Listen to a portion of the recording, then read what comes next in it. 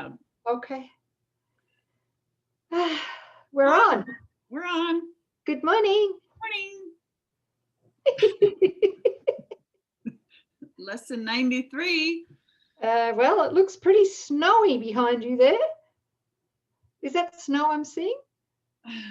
Outside, out front. Yeah, not on your couch, no. Yes. Yeah, we got 4 inches last night. It's quite lovely, little snowy winterland outside. I'm enjoying it immensely. Yeah. Good. Oh, I'm sitting here with my heaters. I've got 2 heaters next to me. Nice. One for my feet and one for the chair here. So Really? It's lovely. Yes. Oh, Yes, okay. I haven't ascended yet. Well, come on up, sis. The sky is clear up here. What's taking you so long? Come on now. There's an old saying that a dear friend of mine used to tell me, and that was, you get it real quick after a while. Yeah, that's true. Okay. It's like me with the course, right? Yeah. It's all simple after 5, 6, 20 years. Yeah. So today we're going to be doing lesson 93. Yes. Light and joy and peace abide in me. Imagine if we really believed this. Mm-hmm. Like if in every moment we believed we are the light. In other words, we are the light, right? And we're also the joy and the peace, and that they not just abide in us, but we actually live out from that love, that joy, and that peace all the time. Right. And we know that we're completely invulnerable. So we're immune to the darkness of the ego thought system. Just imagine. Whoa, what a party. Okay, light and joy and peace abide in me. You think you are the home of evil, darkness, and sin. You think if anyone could see the truth about you, he would be repelled, recoiling from you as if from a poisonous snake. Oh, that's a bit rich, isn't it? Yeah. Wow, but it's true. Yeah. You think if what is true about you were revealed to you, you would be struck with horror so intense that you would rush to death by your own hand, living on after seeing this being impossible. Living on after seeing this being impossible. Okay, fair enough. Wow, instant suicide, sis. That's right. We'd want to kill ourselves. Wow, if we were to, what he's saying is if we were to stop still and go within to look upon our inner altar, figuratively speaking, that we would be struck. Yeah. Well, struck dead by horror, so intense. You've got to laugh, all right? But that's the thought of the ego, the false self. And I think it's helpful, sometimes I've taken such a deep dive into, hell, that it was necessary to see it, because until you really see it or get in touch with the intense shame that I am shame, I am guilt, I am, evil incarnate, I have done the unforgivable.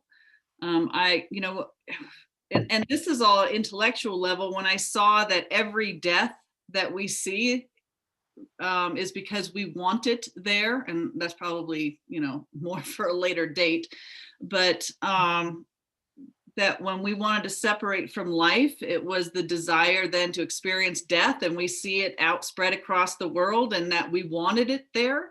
And because we wanted it there, it seems to be there. I mean, these are some of the things that we need to get really honest about and allow ourselves to come into contact with, because only through that direct contact with, the darkest of the dark will we want to let it go. Because otherwise, ego is very happy to keep us lukewarm, a little bit of good, a little bit of bad, so we're never really going to make the shift. But you really look at this, what he's saying. You think if what is true about you were revealed, you would be struck with horror so intense that you would rush to death at your own hand. That's a bit, You got to trust what he's saying if you haven't had a direct experience of it yet, but it's pretty horrific. But it's also happening for our good, because you want to see what it is that you are sidling up with and what it's costing before you'll change your mind. Would you say that's true for yourself? Oh God, yes. Yes. All across the board, yes. So grateful for the really bad, difficult times. Not at the moment, but I can see that I needed to experience what I did so that I would make a different choice. Absolutely. And I have to agree with you. My experience was the same. I had to go there and look upon that. But you know what? We're not dead. No. What a miracle. We survived it, and we're here to tell you about it. Okay. Thank you. Yeah, we survived. All right. So paragraph 2, these are beliefs so firmly fixed that it is difficult to help you see that they are based on nothing. That you have made mistakes is obvious. That you have sought salvation in strange ways, have been deceived, deceiving and afraid of foolish fantasies and savage dreams, and have bowed down to idols made of dust. All this is true by what you now believe. Right? Yeah, okay. Yeah. Paragraph 3. Today we question this, not from the point of view of what you think, but from a very different reference point, from which such idle thoughts are meaningless. These thoughts are not according to God's will. These weird beliefs he does not share with you. This is enough to prove that they are wrong, but you do not believe that this is so. Well, not yet anyway, but we're getting there, right? Right. Next paragraph. Why would you not be overjoyed to be assured that all the evil that you think you did was never done? That all your sins are nothing? That you are as pure and holy as you were created, and that light and joy and peace abide in you? Why wouldn't you be? No, why wouldn't you be overjoyed to be assured of all of this, right? That's what he's asking. Yeah, and something that just came up. I don't know. Do you want to provide the shield of fear diagram? Because I think this is really. Yes, good. Yeah. Well, do you have it there? Sorry, I don't think I have it in my stash. I've got lots of other diagrams. Which one do you want? I'll tell you what. I've got lots. No, I've got it. I just this just popped into my awareness, and here it is. Yeah. Oh, right. Okay. And I didn't know if you wanted to just attach it as a resource and they can look at it, or do you want to talk about it here? Like I can share my screen. Could you share your screen? Is that okay? Yeah, hang on a second. On the fly, here we go. Here's the shield of fear diagram. We have actually brought this up before, but I think it really goes to what Sis is reading, what Jesus is talking about. Again, remember, we're identified with the center. This is the ego, mythical me. What we really are is this outer ring, the number 4, the holy self, and where we would experience the happy dream and true perception. this blackened ring is what we call the shield of fear. And the ego, mythical me, spends its whole life lamenting this shield of fear. I've got problems, I've got sickness, I've got lack, I've got conflict. I'm constantly struggling. But Jesus is asking us to look at this. And while we're sitting there saying that life is so hard, and I'm really, a pile of crap. I'm guilty. I'm worthless. We all have this deep shame and unworthiness running in the bunker, and we think we don't want it. But without this ring of fear or shield of fear, what would happen? What we think we are would make contact with the light of what we are, and mythical me would cease to exist. So he's saying, you guys think that this is really what you are, and you think that if God saw what you have, think that you've done, that you would be punished. But really, guys, what you're truly afraid of is that when you finally figure out what you are in truth, the dream has to go. So while we're invested as mythical me, we want the shield of fear. When we want to awaken, we will transcend this shield of fear and become know the holy self. So light and joy and peace abide in you as your holy self. And this mythical me is the belief that you are the antithesis of those, hell incarnate. And it's that shield of fear that protects that belief. I don't know, did I say that right, sis? Yeah, that's really good. And the other thing, thanks, sis, is that shield of fear and all the crap that happens in there, in the shield of fear. By the way, in that shield of fear is the dream of physical death. That belongs in there as well. We won't go into that, but that's where that belief is in death. All of that doesn't show up on God's radar. So every wrongdoing that we believe we partook in, that we did, doesn't exist. All of it, it just doesn't exist. It doesn't exist in God. There is no sin. If there was sin, right. If sin was real, there would be no God. And that's right out of paragraph 3. These thoughts are not according to God's will. He does not share these weird beliefs with you. This is enough to prove that they are wrong, right? So that's the inner part.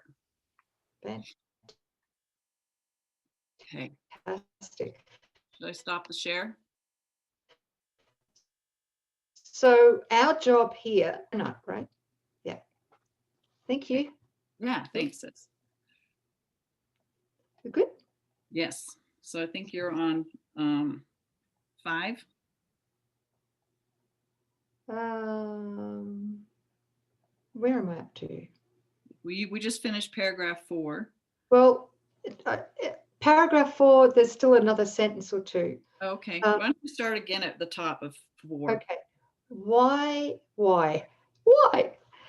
would you not be overjoyed to be assured that all the evil you think you did was never done, that all your sins are nothing, that you are as pure and holy as you were created?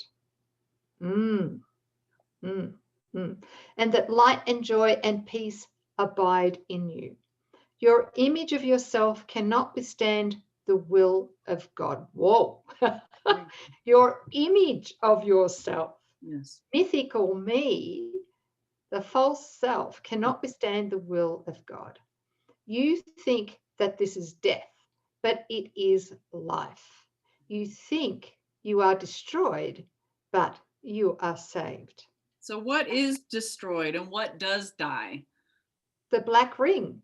Right. And the self that right. needs the black ring of sin and guilt and fear, right? Right. To sustain itself. Nothing real can be threatened, and nothing unreal exists. So what you are can never be destroyed or diminished, but what you thought you were is going to be discarded in the light. Or subsumed by the light, right? Subsumed by because the light. what we think we are, as the ego and the body is darkness. Mhm. And so the more we're open and willing to see and be the light, Mhm. well, the light subsumes the darkness. That's what happens. It Yes. just kind of evaporates, right? Right. And we won't know that joy and peace abide in us absent this light, which we've been talking about now. Yeah. Okay. Paragraph 5. The self you made is not the Son of God. What? No, Dang it. I've tried so hard. I know. See, I've you been tried. a perfect student. I've done everything by the book. Exactly. Don't you worry. I went through that too. Oh my God. You know, the spiritual self that busts its ass to please God, right? Yes. And to earn its little brownie points and all of that. That self is still the spiritualized self, you know, That's right. and it doesn't exist. It's still Mm, mythical me. You know all about that, sis, and I do too. I do. Yes. So the self you made is not the Son of God. Therefore, this self does not exist at all. Not even And a little bit? what? Okay. What did you say? I said not even a little bit? No, Okay. no, Just no, checking. no, not a bit, not 1%. And anything it seems to do and think means nothing. It, the self, is neither bad nor good. Hmm. It is unreal and nothing more than that. Dun, dun, dun, dun, dun, dun, dun. Okay. It does not battle with the Son of God. It does not hurt him nor attack his peace. It has not changed creation, nor reduced eternal sinlessness to sin and love to hate. What power can this self you made possess when it would contradict the will of God? Well, I mean, that makes sense, Mm-hmm. right? Yeah. Doesn't it? Yes. Your sinlessness is guaranteed by God. Wow. Thank you, Father. Over and over, this must be repeated until it is accepted. It is true. Your sinlessness is guaranteed by God. Nothing can touch it or change what God created as eternal. The self you made, evil and full of sin, is meaningless. It's meaningless because it doesn't exist, right? And God can't take knowledge of it. It's meaningless. It has no meaning. Thank you. Your sinlessness is guaranteed by God, and light and joy and peace abide in you. Salvation requires the acceptance of but one thing, you, Hold it. not what you made of yourself. What have you got, sis? There was a Hello? delay. There was a delay in the recording. So can you just start 7 again? Sure. Just hold on here. I think there's something going on with the internet, yeah? So,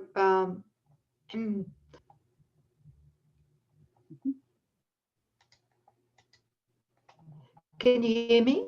Yes. Am I on? The Yes? the audio's Am I delaying. here? Or The audio's delaying a little bit. It's a little dragged.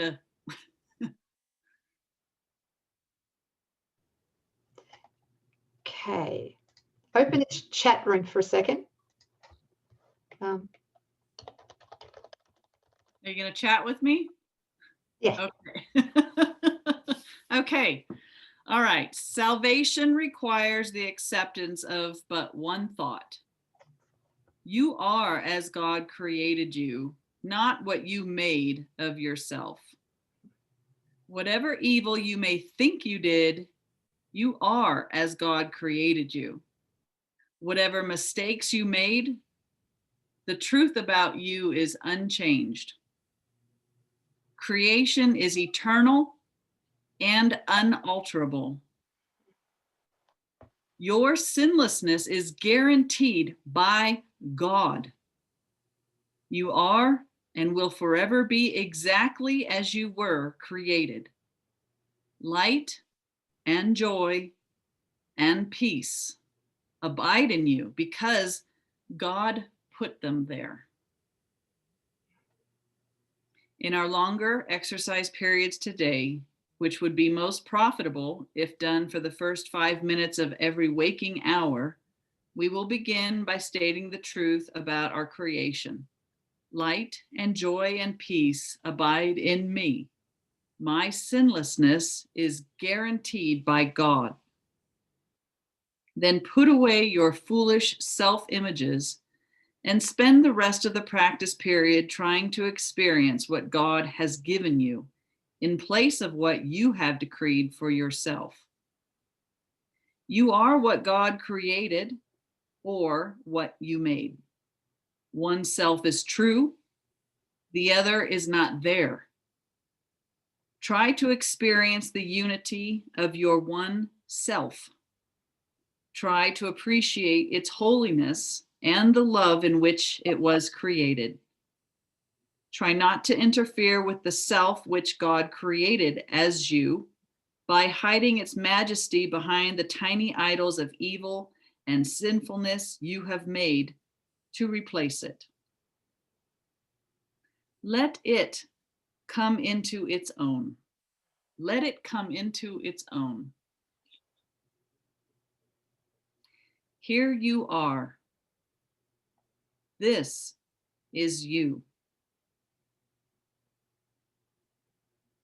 And light and joy and peace abide in you because this is so.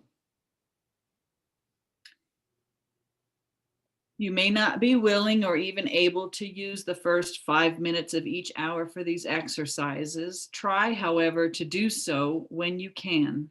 At least remember to repeat today's idea each hour in this form. Light and joy and peace abide in me. My sinlessness is guaranteed by God.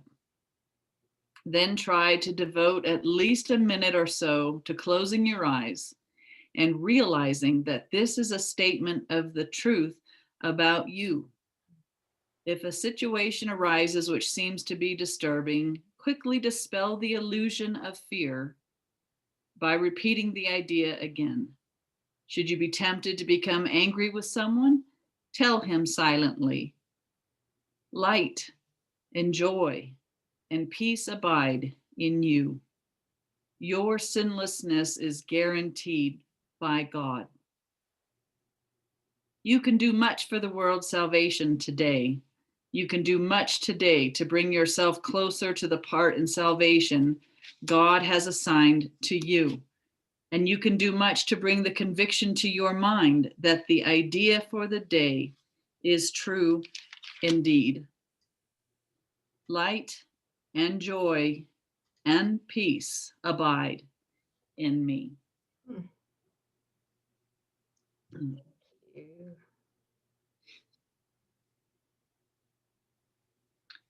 Well, that's just lovely beyond words.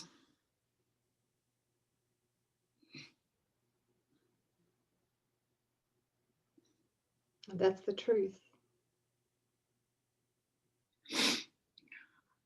You know, just tied in again about let it come into its own. Let God come into its own. Stop defending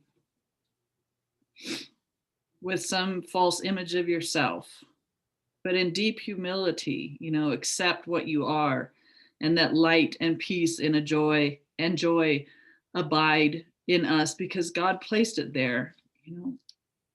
Allow God to be God right where you are.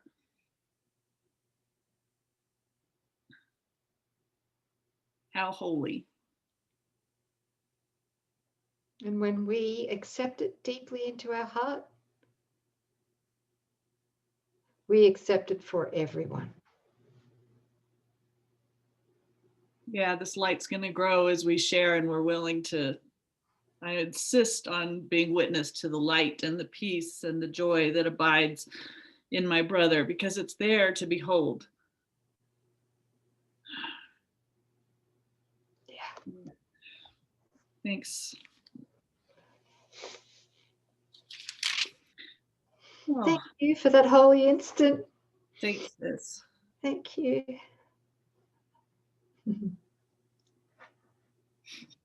We've been on these light lessons for 3 days, but I have to say on the first day, I wasn't feeling so great. And now I'm feeling fabulous. These 3 days just flew by for me. Now I'm celebrating. Oh, beautiful. Thank you. I'm celebrating with you. Yeah. Thank you. Thanks, Holy Family. Thank you. We love you. Very much. Yeah. See you next time. Bye.